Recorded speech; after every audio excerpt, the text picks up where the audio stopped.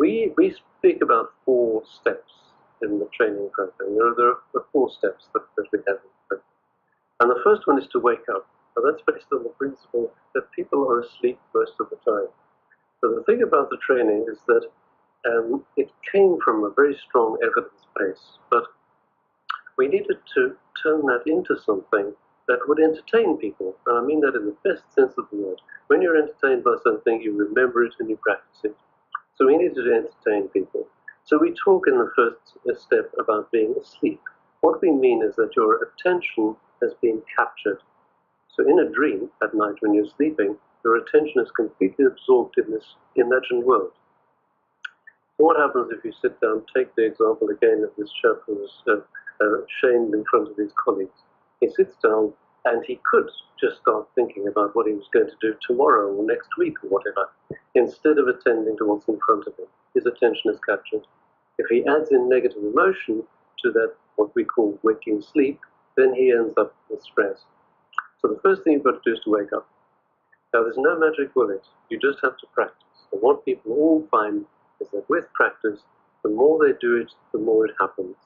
So the longer you can stay awake, the better. So you wake up, and yes, you will drift back off again. People do. It's perfectly natural. But to be as awake as you can be for as long as possible. This is connected with mindfulness. So mindfulness is all about being awake and in the present. When you wake up, you come back into the present.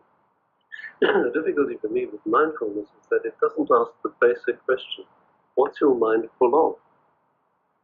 And what your mind can be full of is all your thoughts about what you're going to do yesterday and tomorrow.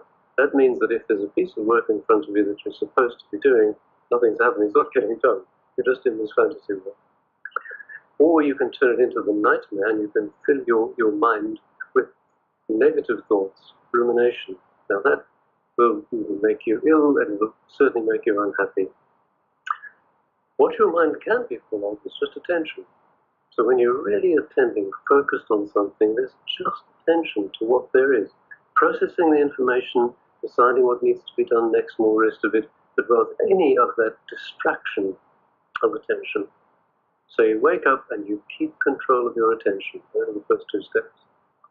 Then you need to put things back into perspective. When we start to ruminate, things get completely out of perspective. And we call that detachment, becoming detached. And what we mean by that is not caring. What we mean is getting things in perspective. Once they're in perspective, you can see things for what they are. This was just a thought in my head. You can then let it go. And that's the final step in the program, letting go. Now that's the most difficult actually as it happens, because we do tend to hold on to these things. We do paradoxically rather want to be miserable. So we need to let it go. On the assumption that it will come back, that's important. That doesn't matter. Don't expect that because you've let it go it's going to disappear forever. It will come back. Each time, go through these 4 steps, get it into perspective, let it go. What happens eventually is that it's seen for what it is before it even arrives. You see it straight away. And you don't even latch onto it. It just passes straight through. Don't be like a bird flying through. Instead of capturing it, just goes through.